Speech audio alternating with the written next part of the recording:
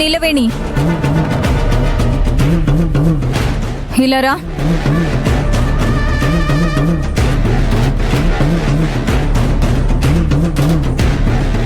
ఏంటి హరితమ్మ, ఇంట్లో పనంతా చేస్తున్నట్టు తెగ బిల్డప్ ఇస్తావు, కానీ నా రూమ్ ఏంటి సరిగ్గా సర్దలేదు.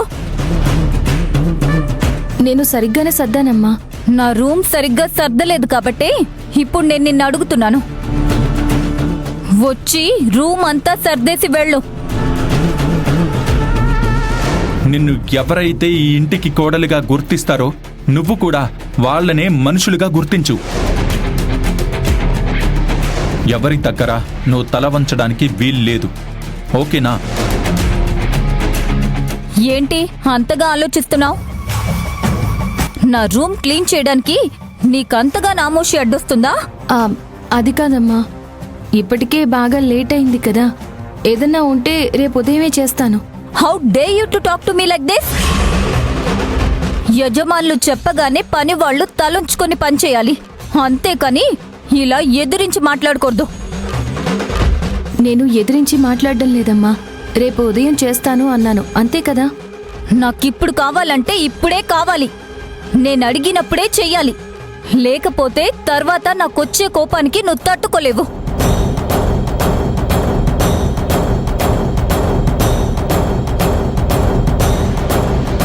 నేనింతగా చెప్తున్నా కూడా నువ్వు ఆలోచిస్తున్నావంటే నీకెవరి పర్మిషన్ అయినా కావాలా? వాళ్ళు పర్మిషన్ ఇస్తే గాని నువ్వే పని చేయవా? అది కాదమ్మా. ఇక చాలు, నీ ఓవర్ యాక్షన్ చూస్తుంటే నాకు చాలా చిరాగ్గా ఉంది. మర్యాదగా నా రూమ్కొచ్చి రూమ్ క్లీన్ చేసి వెళ్ళు. సరే అమ్మా, పదండి.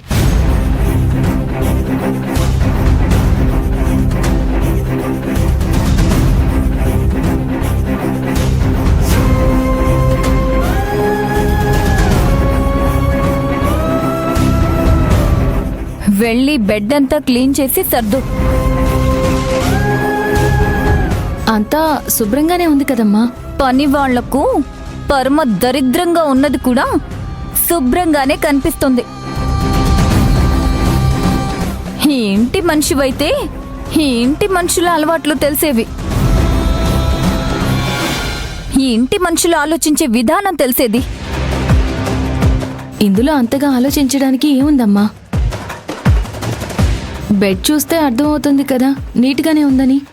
అది నిన్నటి బెడ్షీట్, మళ్ళీ మార్చలేదు. నాకెప్పటికప్పుడు మారుస్తూ ఉండకపోతే నిద్ర పట్టదు, వెంటనే అది మార్చు. అలాగేనమ్మా.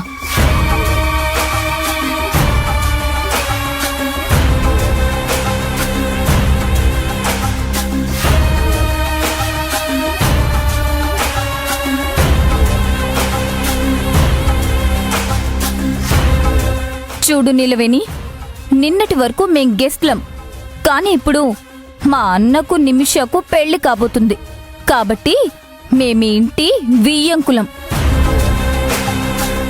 ఈ ఇంటి వియ్యంకుల్ని ఎలా చూసుకోవాలో, ఎలా మర్యాదలు చేయాలో నీకు మరీ ప్రత్యేకంగా చెప్పాల్సిన అవసరం లేదనుకుంటా. ఇక నుంచి ఏదడిగినా నిమిషాల్లో నా దగ్గర ఉండాలి. ఏం చేయమన్నా కాదనకుండా చేసి వెళ్ళాలి, అర్థమవుతుందా?